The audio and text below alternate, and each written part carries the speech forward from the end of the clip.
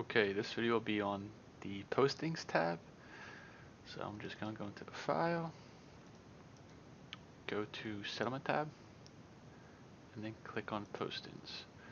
Just real quick, I know I didn't do any videos on the refunds proceeds or transactions after closing. The refunds proceeds primarily is just a summary as to what the buyer needs to bring and what the seller is getting or needs to bring from closing. I guess it might be useful to see if there's something excuse me, off balance with the buyer's or seller's side. Um, because it should read zero for both, and I guess all three should be zero. If it's not zero, there's something wrong with the CD. I think this might happen where sometimes we have there's a concession that should be on both sides, but it's not one of those scenarios, or credit that should be on both sides, but it's not. Um, should be credit debit. So that's where you might use this. Transaction after closings, I don't think you guys will be using this. I use this for test checks, but you guys won't be using this. So um, you come to postings. Basically, this is where you'll be cutting checks, marking the funds in and cutting checks on the file. So um, the one cool thing, I guess one cool thing part of this system is it automatically shows you here the amount of wire you should be expecting, and you don't have to pull anything over.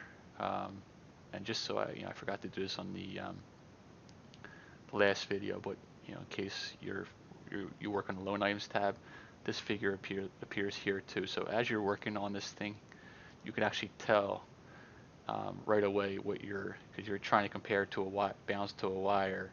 You can it's going to update real time as to what you're based on the net one here, what the wire amount you'll be getting. So as you're adding fees, let's say you update this to 160, you'll see here this balance here is going to adjust, so you can tell in real time what the current expected wire amount is on the for the first loan.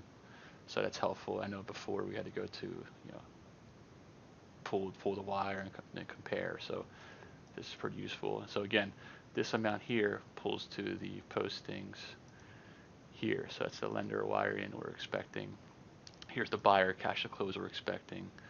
And here's all the fees that we entered in already. So again, our fees, and you'll notice, again, I chose first team title and some foundation on another, but it automatically pulled them together where they had the same payee. So rather than before combining 15 different checks, it does it automatically for you.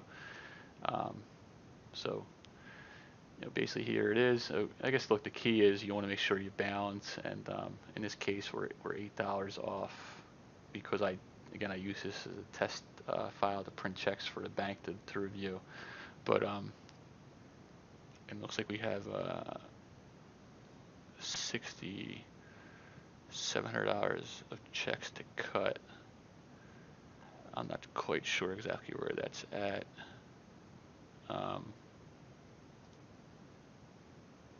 Again, this is a test file, so I put a lot of miscellaneous fees in here. But yeah, when you guys are doing this, you'll want to make sure, just to give examples, I put a lot of fees in here where I wasn't too concerned about balancing, but you want to make sure there is no balance in the file, obviously, and you wouldn't have this already. But just so you know when you're doing it, you'll want to make sure this is zero and correct accordingly. But so basically, the top part, similar to snap close, the funds coming in, and when the funds actually come in, the good part is once we have these by the way, here's the bank ledger. I know before it was up here in snap close, but you choose the bank. This should be chosen automatically by default, and it should be correct based on the office. But it can't hurt just to double check to make sure you're dispersing out of the right bank that you're supposed to be in. You see the drop down, whatever, pick the right one, but it should be correct. So when the integration is working and the wire comes in, it might already pull in your wire and assign it to the file. But if not, you have to post the wire. So you'll select it, you'll hit post. You're getting a bunch of warnings here. So this is actually pretty good.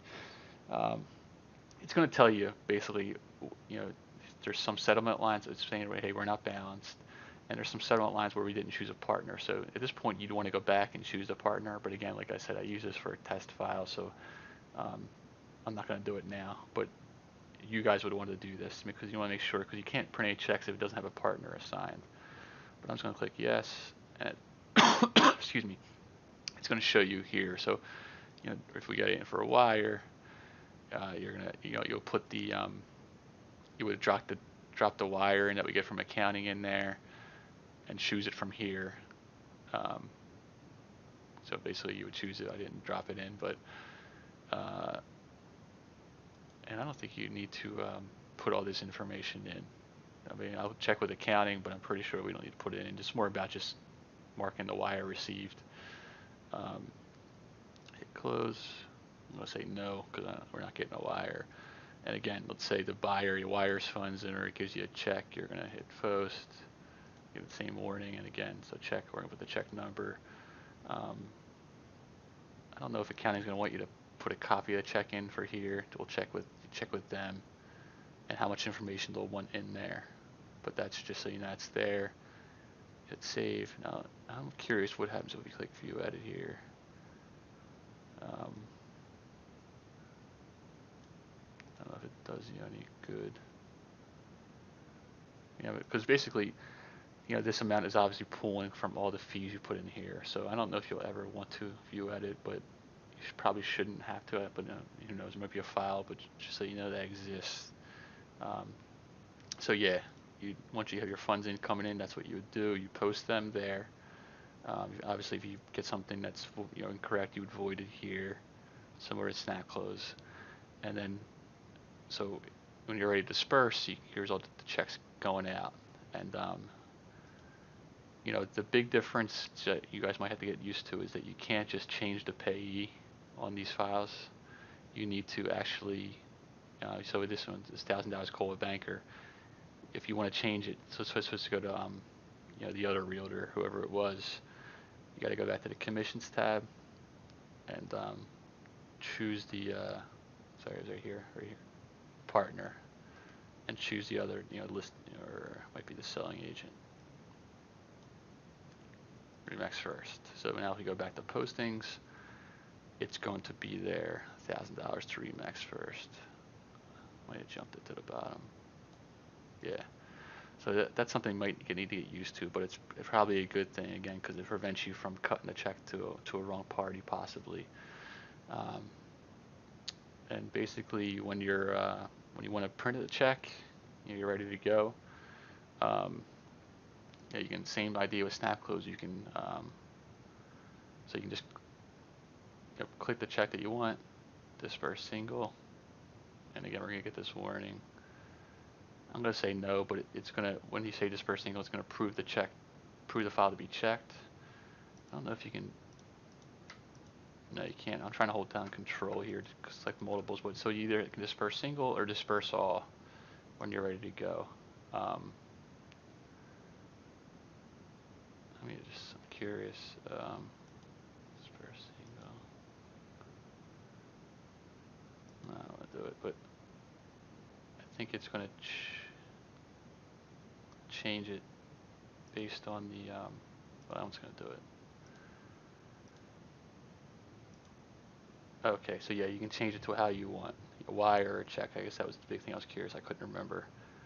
Obviously if it's a wire, you're going to put the, I'd recommend, I guess basically what I would say is you want to do your wires single because you got to put the wire information in for accounting. Let's just do one. Let's say we're wiring out, the seller proceeds here. By the way, this tab is one where we actually have the automation to, we'll go into that, but for now, I don't think we're ready for that yet, but that's coming for, I think, all three. We'll do it automatically for you, but you still have to put some information in. But disperse single, it's going to say yes. You're getting all these warnings that you shouldn't get. Kind of type in wire. You're going to jump the wires instructions in the system. You're going to choose it. Put in your information here, and then hit save. So then what that does then at that point is it kicks it to accounting to approve the wire out. I think For now, though, you'll still follow the same procedure of email and account, wire to FTNJ saying, hey, I got a wire to go out in this file. I don't know, but I guess you wouldn't have to, type up the information, the account information, but you still need the wire instructions. I guess look, it's going to be in the file, so you just say to the accounting, hey, I got the supporting wire information, here it is, and send it to them. There might be more instructions to follow from accounting, but you get the general idea how it's going to work. So yeah, I guess I would say I would do the wires first, and then the rest of them, I would hit disperse all, so you can approve the checks. And what that does, should bring it up. It's going to ask you one by one probably. You'll choose the information, the check or whatever. You don't always have to have a supporting document, and you would just save. But I'm not going to save because it's going to create a real check. Oh, I guess it did already. But so it comes up pending, and then you go to print checks if you have the authority here, and we'll see here our checks here. And here you can actually hold control to print your checks. So whatever you want to print, you print selected, right? Let's see, like we wanted this to be a wire. Let's see if we can change this to be a wire. So I guess not. You'd have to void it and then change it to be a wire. But again, that's why I recommend choosing your wires first, and then putting disperse all for when you're ready to cut the actual checks. So I'm just going to close here. I don't know if I can just, I guess we'll just void these. So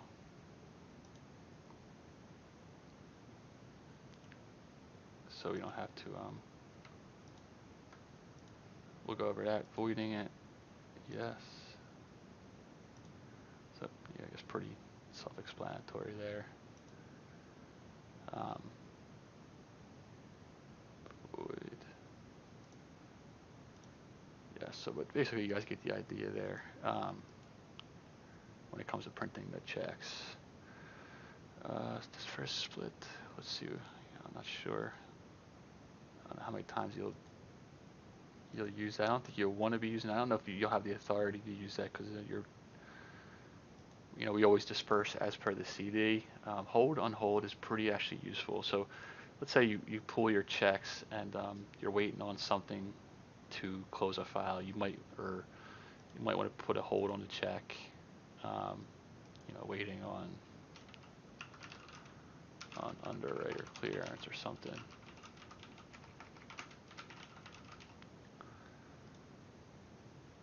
You could do that. Stop payment. I don't know. I have to hear from accounting on that one. I don't know if this is gonna.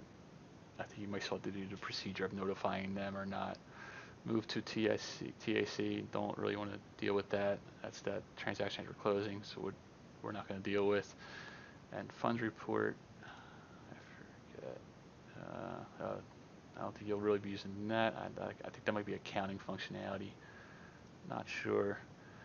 And here's the, I know sometimes you want to see the ledger. The lender wants to see the ledger. You could click that, generate, give you a summary. So you'll see here everything's going on with the file. The big thing is, in case you're not already aware, so this just shows you it. To attach it to the file, you gotta click this, attach PDF. So now if we go to the Documents tab, we'll see it there, Settlement Post and Summary. So if I go back, then from there you can, send the email, etc. Usually gives you a drop down. So you email, I guess generally you'd be emailing it, so you can do that. So back to settlement and postings. Again, there's different choices here, but I imagine generally you'd be using the summary here to generate if you need to send a ledger to somebody. And I think that's pretty much it. I mean, again, funds in here. This is pulling from if you're curious how to change, your wire's not matching up and you need to match up, you go to loan items here. You'll see that, oh, maybe it's not. It has a different number, right? 419. Because I think we put a lender credit somewhere. think that's why it's different.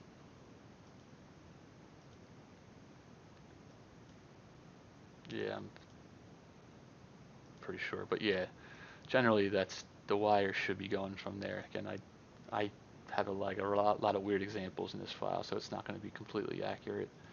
But it should be, this amount should pull from your loan items primarily. There might be a lender credit somewhere, or we might not be netting it. But so that's that. This is the buyer's cash to close, which should be that number there, and then all your checks coming in from here. I think if you're like curious, like, hey, how are we getting these checks? I think this view. This is on hold. Where did I see? Maybe that's okay. No, I guess if you're curious, you gotta go back through here to find out where you had it in. Like obviously, this check here would be the commissions, 18,540.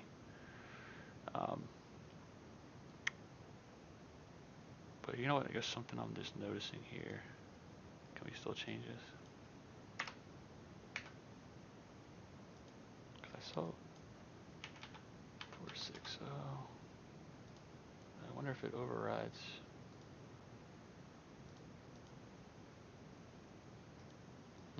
No, okay. So I guess it keeps it. But all right. So yeah, basically, I think you guys get the general idea. It's gonna take maybe a couple files so you get really comfortable with it. But same general idea. You got the funds coming in, and the funds going out. And so basically, you're gonna when you're ready to print checks, like I said, I would disperse single on the ones you're wiring. Choose you have them set up for wire, and then ready to cut checks. Hit disperse all for the rest, and it'll choose check. And then when you go to print checks here, when you actually want to print checks, you click this button here, and so I guess I'll touch on this actually. This picks up all checks. It can pick up multiple checks, so it's important you want to make sure you have your file number here. It should default already, and from here you can print your selected checks. But yeah, if you unclick this, you could pick up checks from multiple files, because the idea is that you could mass print checks from, if you have 5 closings, if you wanted to do that, you could do that. But I don't think that's wise. You always want to print checks from a specific file. So just so you guys know. So I think that's pretty much it. If you have any questions, let us know. Thanks.